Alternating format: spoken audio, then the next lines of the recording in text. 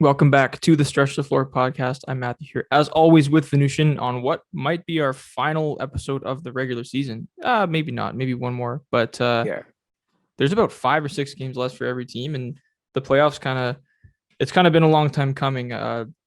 It the most parity we've ever seen really in recent memory in the NBA, and this playoffs is shaping up to be a crazy one. But before that, we kind of have to do a roundup of the recent things that have gone down in the league. Number one, I think we have to start. Just broke yesterday that Steph Curry will miss the rest of the regular season. Now that's only like a few games, but that tells me that he's probably not going to be 100% for the playoffs. And nowhere close. what does this mean for the West, especially with CP3 back looking good? Yeah, Can anyone challenge Phoenix? CP3 doesn't just look good. He looks 100%. His second game back, he dropped 19 and 14 assists. Like he looks back, Yeah. and campaign looks like. Let's be honest, like he looks like a six-man of the year contender because of that stretch that he had when he was starting. Like he looked as one of the best backup point guards in the league. Devin Booker is probably like fourth in MVP runnings. DeAndre Ayton and Mikal Bridges in defensive teams runnings, both of them, how they're playing. Jay Crowder is just providing like last year's PJ Tucker vibes, where he's just solid on defense. Mm-hmm. Uh, Everyone, and Cam Johnson's shooting the three ball really well, getting points. JaVale McGee looks like one of the best backup centers. Bismack Biyombo is even able to Yeah. put in some solid work at backup center. Like this team, it looks ready. They look oiled, and let's be real. I would be shocked out of my mind if anyone else comes out the West besides the Suns. So would I. Um, I don't want to say lock because Nothing's a lock. you never know what's going to happen. I mean, CP3 is one of the biggest injury questions himself in the playoffs, but yeah, as it stands right now, no. Like if I were to pick one team, I guess it would be the Warriors, but that's just assuming that Steph comes back Steph's 100%, that 100%. Draymond's playing at 100% too, and that's just too many question marks. I think. Yeah. I can't say Dallas. I can't say Denver because they're too injured. Utah, I guess, is like a complete team, but I don't see them challenging Phoenix either. So yeah, right now, if I like, the odds should be through the roof for Phoenix. And the one team people are going to bring up is the Grizzlies. But I think maybe Right. you have the same opinion that you have to have playoff woes. You have to go through that playoff loss and heartbreak. And we think they will have a long run. We think they will make the Western Conference Finals. And we think it will be a good series. But we're going to lean towards the team that went to the finals. We're going to lean towards a team that has the point guard, the guy with the most experience, and one of the best fourth quarter closers. And we're going to lean towards the guy who's fourth in MVP and really turning it up and really showcasing himself as one of the future faces of the leagues, or even the face of the leagues right now, and Devin Booker really stepping it up. So we're just going to go towards the more experience and, the more mature team for now with the Phoenix Suns. But the Grizzly teams, if they make it to the conference finals and push the team that goes to the finals in a good series, I think everyone will be happy and they'll be very excited for the future because everyone on their team is still young. Yeah, no, for sure. And I guess looking at the West, so it's looking the Warriors will either play the Mavs or the Jazz in the first round, right? Or the Nuggets. Yeah. They could win any of those series, but they could very easily lose any of those series if Steph isn't, because we don't even know if he's coming back for the playoffs, right? As of now, we don't even know. Yeah. If he's not back, for sure they could lose, and if he's not playing 100%, then they could lose too. So it sucks to say that, like, they got Clay back this year. Draymond has come back recently, and Steph was playing at an MVP level early on. To say that they might be a first round exit is very sad, but I don't know. I don't think the window on this Warriors team is closed because they have the young assets and Wiseman and all those guys, so they can right the ship. But this year doesn't look as good as we thought early on right now. Yeah, and people that haven't even played with him, like Wiseman, could still fetch you a really, really good player. Like Wiseman and Rudy, like if you package those two players plus a pick, like that could get you a good player back, and you could still keep Kuminga and Poole, the two young guys who have been playing and have been shown all that potential, right? Right. So like, yeah, this season is probably a wrap. They're probably not going to win with this injured of Curry. but you still have a bright future. You still have the core that won all those rings, that have best regular season record. You still have all that cores together, and you can then be improving it. And you still have one of the best owners and one of the best front offices in the league. So next year, gonna go for it. And I really see them going for it because with this injuries, with this age, I think they can look around the front office and be like, all right, we gotta act on this now because these guys are whittling down and breaking down. So I think they can realize that and go for it. And I hope they do, because if they keep Wiseman and Moody again for another years, I think it's gonna sour the taste like in the mouth. Yeah. It's gonna be like, man, you really kept Steph Curry and Clay throughout the end of their careers and didn't make a push for it. Like it's gonna hurt their front office and owners' legacy. Because right now they're like the best front office and owners ever. Right? With how much tax they're paying and everything. They're literally considered the greatest. So I hope they actually move those trades and make a push, because I don't want them to lose that label, because they deserve that label. Yeah, and every year that goes by that you don't trade those assets, they're only going to diminish in value, right? Because Wiseman hasn't played. Yeah, Wiseman hasn't played, and he's not going to get the role that like a worse team would give him. Same with Kuminga and stuff. So the clock is ticking on their value as assets for sure. Yeah. Let's talk about another injury. Robert Williams, massive. He's going to be out for 4 to 6 weeks with a meniscus tear. He had surgery on his meniscus. Yeah. That's huge. That's so sad. Massive. The Celtics were opening a lot of eyes. They could have, they still could win the East, but he was one of their most important players this year. So what does this mean for the Celtics? 4 to 6 weeks, that's right into the playoffs, right? Yeah, but he's missing the first round. Yeah. Literally the first seed when they got injured. It was so sad to see. He was gonna make a defensive team. Like he was that good. He was amazing.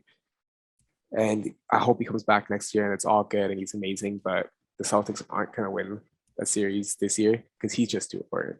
Mm-hmm. He was the free safety. He was that Giannis type defender that was switching, that was coming out of nowhere, left field, blocking shots and everything. Yeah. And that's the reason why they had the number one defense. I think they're good enough, like everyone else, to keep the number one defense within like 6 games. And they're probably going to finish the season with the number one defense.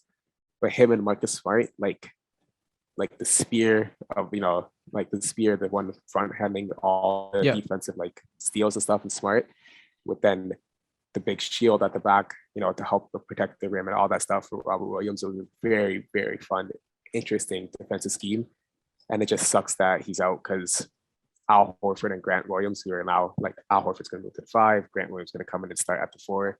Mm-hmm. They're just not going to be able to move laterally as quick as Robert Williams was. And it's just going to show. And I really think they could be a first round exit now. Yeah, I hate to say it, but I'm looking at the standings right now at the playoff picture, and there's just there's so much parity between these teams. Without Robert Williams, I don't think they can beat the Bulls. I don't think they can beat the Sixers or the Raptors or Cleveland or Brooklyn without him. With him, they totally could beat any of those teams. But with him, I did not want to versus Celtics. Yeah. I wanted to avoid them and versus someone else. But now that he's gone, he's clearly my favorite first round matchup. I want to push to that 5th seed, them get the 4th seed, and I really think we can beat them and we can move to the 2nd round. I really think the Raptors can move to the 2nd round, and I think they're the top 4 seed that everyone wants to verse. That's below them. Yeah. So it sucks. The thing is, we have no clue how the 1 to 6 are going to shake up over the last 5-6 games, because they're all within a game and a half of each other. So we have no clue. Yeah. But so I don't really think you can do any planning based on seeding or anything like that. But you definitely want to face them in the first round for sure. Okay, time for some good news. Paul George has come back finally. The Clippers have clinched a play-in spot, and what do you think this means? What does this mean for their playoff / play-in hopes? Does this change their futures at all, do you think? They're a scary team. Robert Covington just dropped 43. They just have shooters, they have defenders, and they have a superstar now in Paul George, who could go out and get you 50, and who could also lock up the player. They're definitely a team that you want to avoid in the first round. They want to avoid, but let's be real. We're not picking the Clippers over the Grizzlies or anything like that, because they're still missing Norman Powell and Kawhi. So this is just the year to get more experience, play under Paul George, play with Paul George, put a run up if you can. But we're not expecting them to beat either the Mavs or the Grizzlies. Actually, they have to versus the Grizzlies at the 7th seed. I think they're going to be 7th or 8th. So they're not. We don't expect them to beat the Grizzlies or the Suns. So No. they're going to have a nice little fun series. Probably push it to 6 because of Paul George now instead of getting swept. But yeah, there's still going to be a first round exit. But he definitely makes it more interesting, and we're definitely going to watch those games now because Paul George is there, and it's like, oh, there's a chance. There's a chance. You know what I mean? So I like it. Yeah, and they have the benefit of playing with zero expectations and zero like stakes. Really, they're just playing with house money at this point. So a team like I don't know, like they're going to play either Phoenix or Memphis. They're not going to be either of those teams, but Phoenix is playing with expectations. They lost in the finals last year. Yeah, they want to go back, and there's no pressure on the Clippers whatsoever. So it will be interesting for sure. Let's talk about the other LA team who may miss out on the play-in entirely. Right now, they're a game back of the 10 seed. Anthony Davis, I think he's planning to play at the time of this recording. I think he's planning to play like their next game.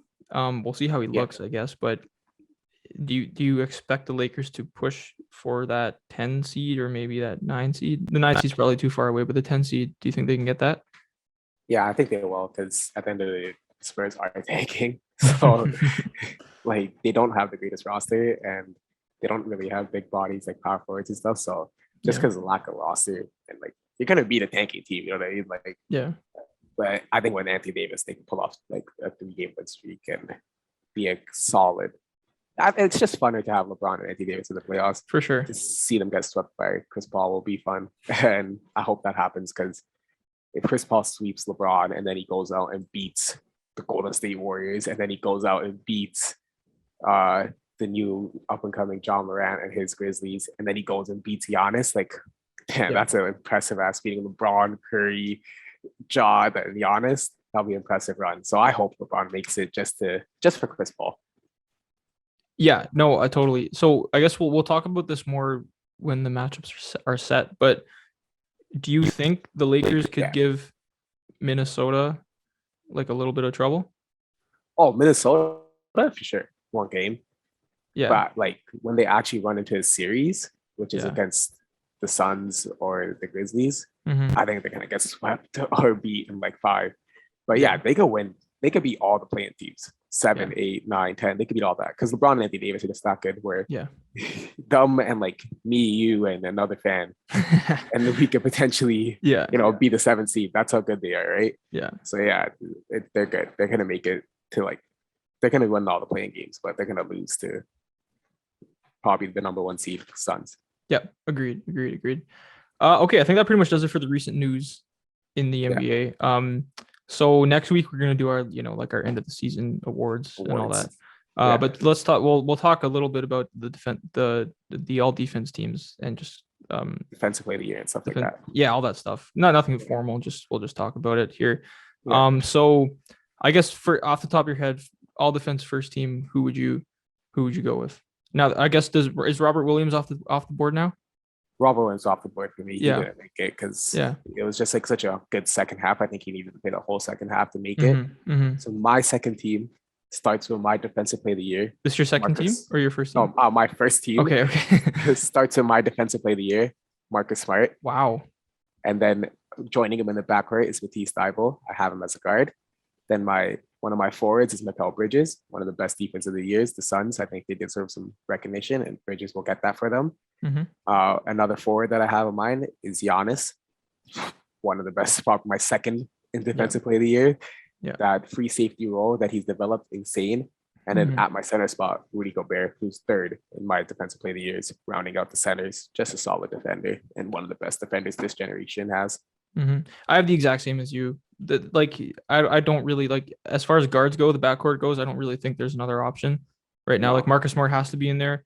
And I guess you could have Thybulle as a wing if you wanted to. But and then Gobert, Giannis, and Bridges has to be in there, obviously. So I completely agree with you on that 5.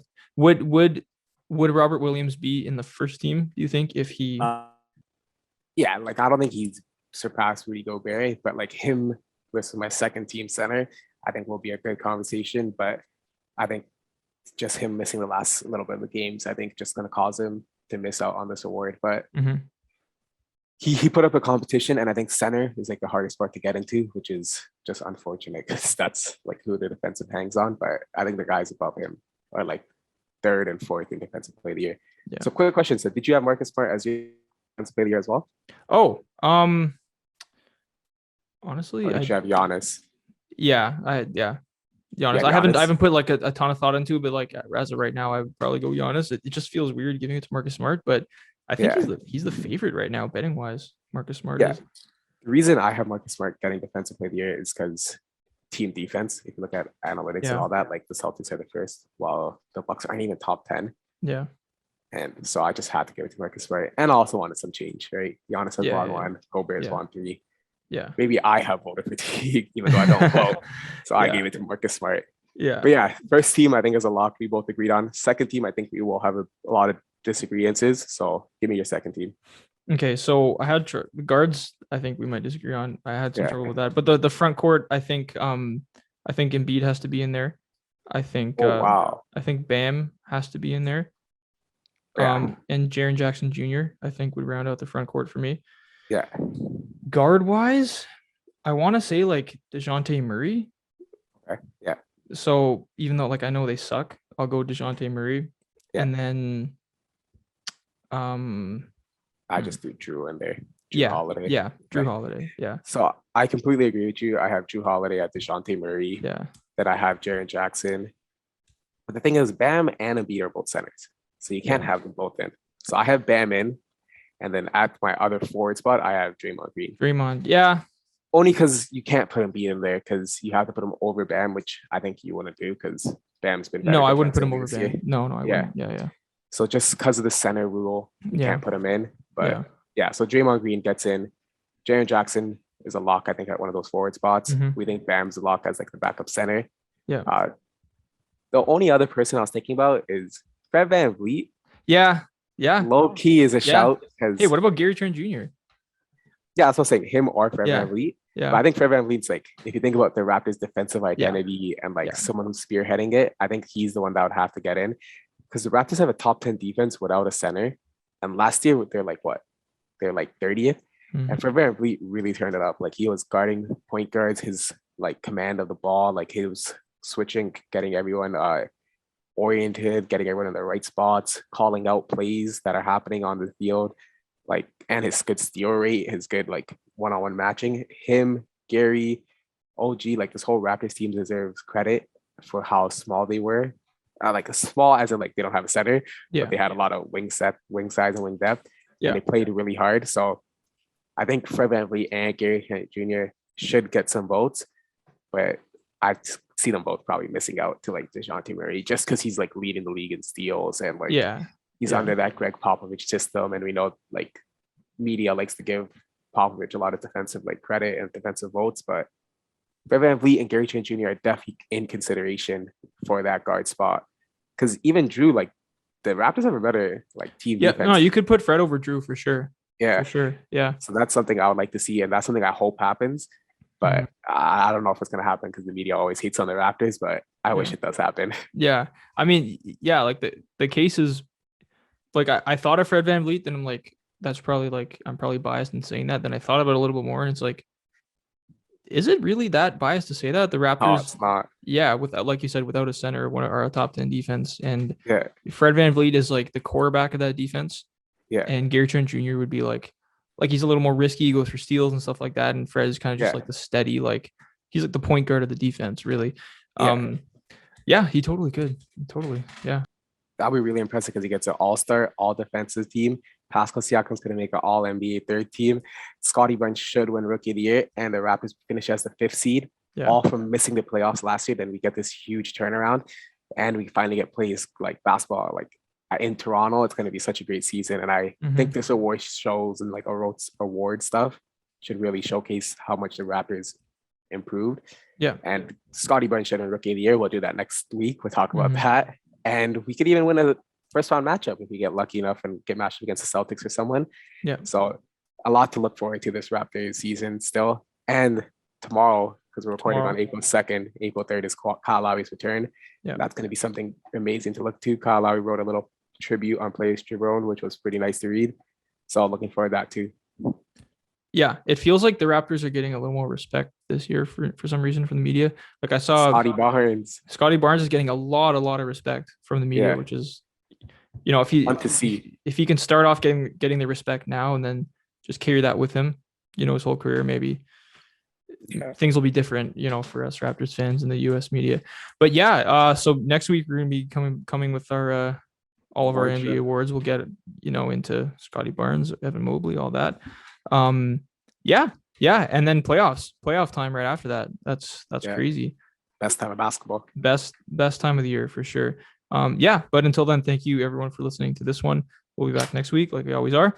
In the meantime, check us out on all of our platforms, social media, Instagram at Stretch the Floor Podcast, YouTube STF Clips for all the best clips from the podcast, and most importantly, subscribe to the podcast itself, iTunes, Spotify, wherever you get them. Leave a like, rating, review because it all really helps. Thank you again, and we will see you next week for our NBA awards.